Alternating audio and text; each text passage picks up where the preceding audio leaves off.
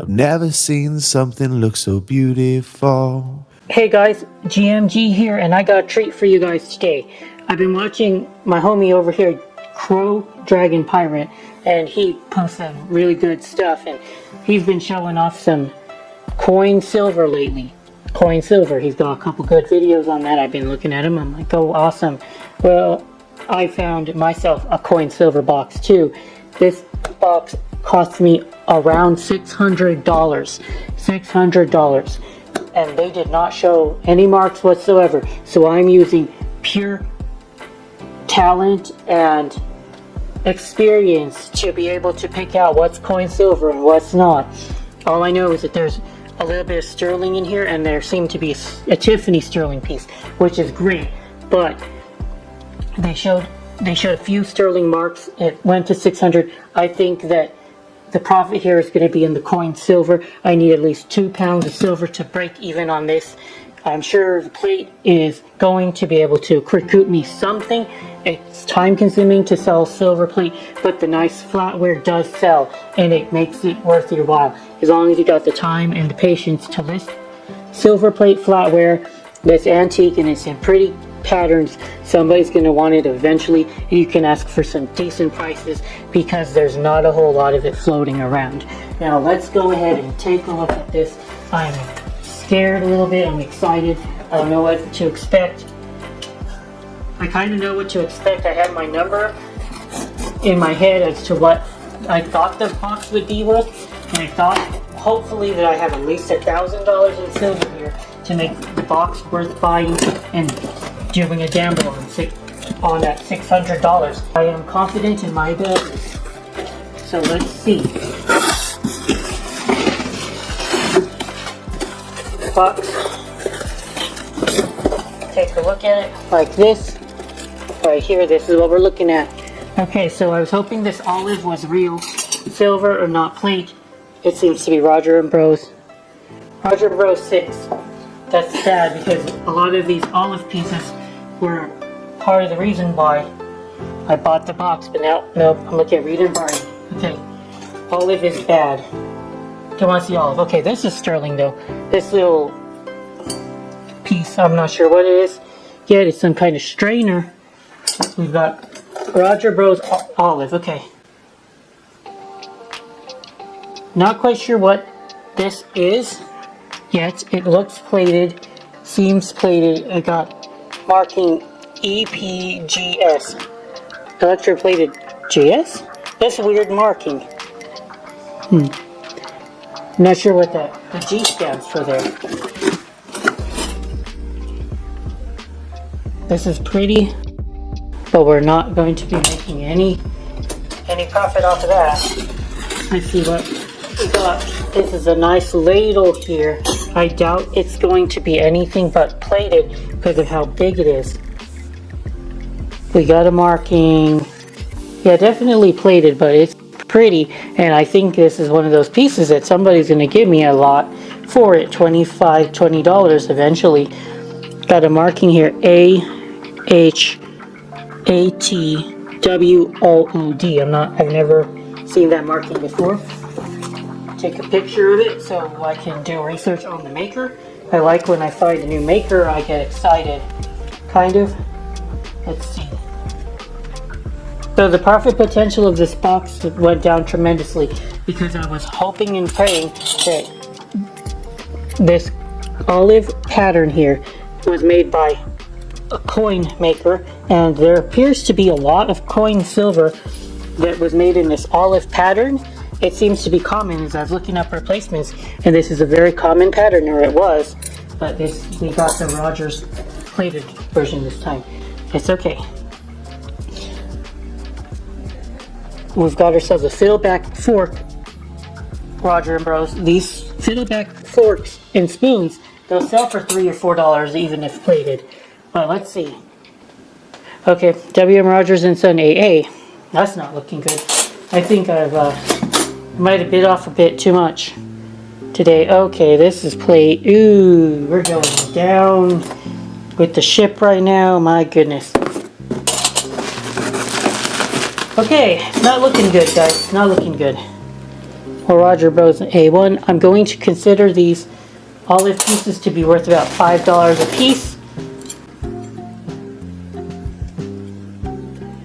Fiddlebacks, I'm going to consider them to be 3 to 4 a piece. We need a lot more sterling than this. Okay, so I've got sterling.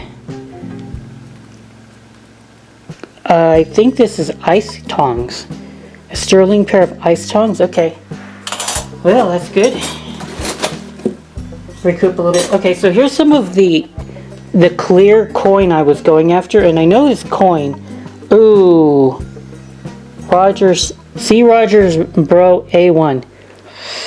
That's not good. I am losing the narrative here. I took a gamble. It didn't pay off. More of this AH Atwood. Another really cool ladle, but this one's got a little bit more plate loss than the first one. Definitely going to have to sell this a lot with their premium than the other ladle. I don't know. Here's another ladle, and it's again AH Atwood. Whoever owned this box or provided this silverware to Goodwill really liked this AH Atwood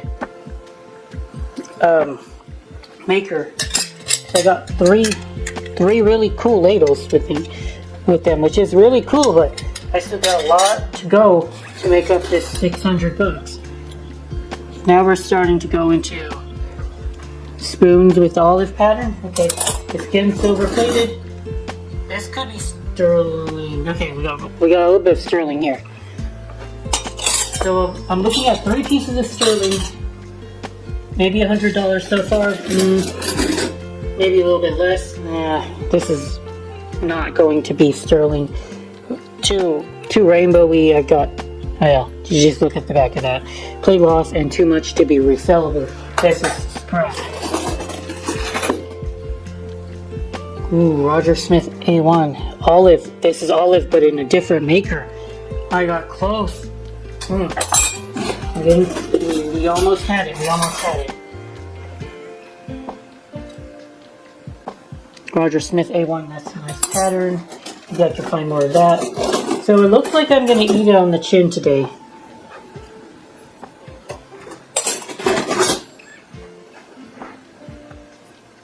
A1, Rogers and Bro A1. Yep, no coin silver. Not as much as I was expecting. So my gamble is not paying off very well, guys. Which is okay, because I take gambles like this, and when I hit, I'm doing really well. But when I don't, I'll be able to recoup some of that value. But I've shown you guys when I get some nice hollowware. Frank case. The back of this is Frank case. I'm going to have to figure out whether or not this has any historical value. So, Frank case appears to have been a well-known hotelier or a person who runs hotels. And he was in charge of the Algonquin Hotel. It doesn't seem like he had his own hotel. That's what I thought. Maybe that's why the spoon was marked Frank Case. I was hoping that it was an actual hotel, but it seems to be a person who ran hotels. So I'm not sure why the spoon is marked that way. It's kind of a puzzle to me. That might have some historical value. Okay, we got a little fork that sterling. Okay, this is possibly sterling handled. I have to check, but it looks like it's not. I don't think it's sterling handled. Okay, well, it could have been. It's kind of a pretty knife. It's a pretty knife, no doubt about it.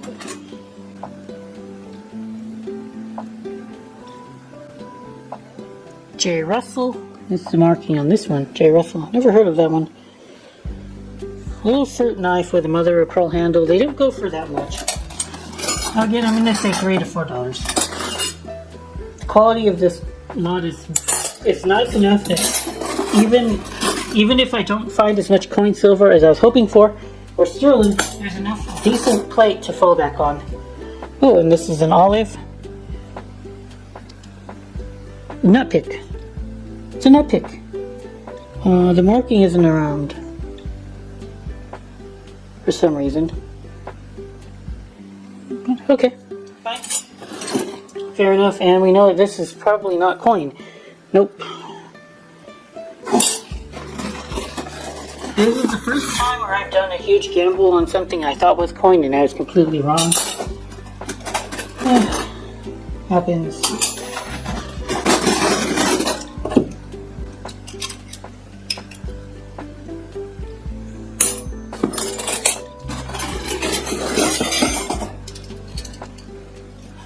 Well, this is most likely sterling silver. Tiffany. It's a Tiffany sterling piece. Yeah, it's kind of small. Okay, so it looks like the Tiffany spoon is called Tiffany? The pattern is Tiffany. Barterplacements.com. Tiffany by Tiffany. Okay, I don't know how that makes it, how much it's worth though. Pretty though. Not sure what this is supposed to indicate.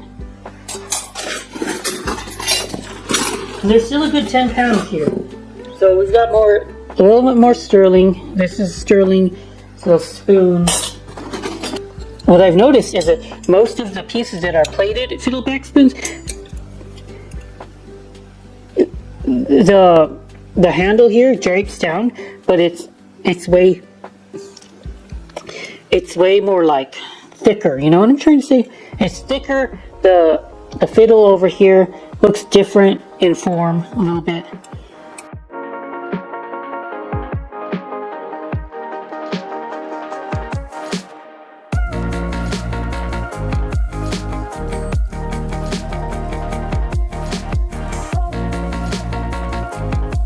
The angle usually is cut more.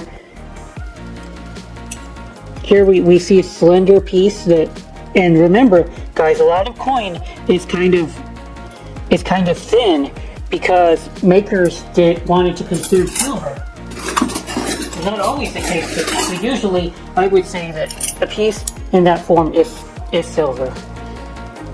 Dixon's a nice company. I like to find that. English by the way, guys. Roger Smith. Oh, that's beautiful. I like Roger Smith a lot. He made some gorgeous hollowware, gorgeous teapots, tea sets. Don't see very much of their flatware. So this is possibly sterling. This knife here. Well, I'm not sure about that. Nope, W. Rogers and Son. I'm gonna go take a break now, but this is a great spot to quit for now. We'll take a look at the rest of the box next time. Thank you for watching. Good marks, good out.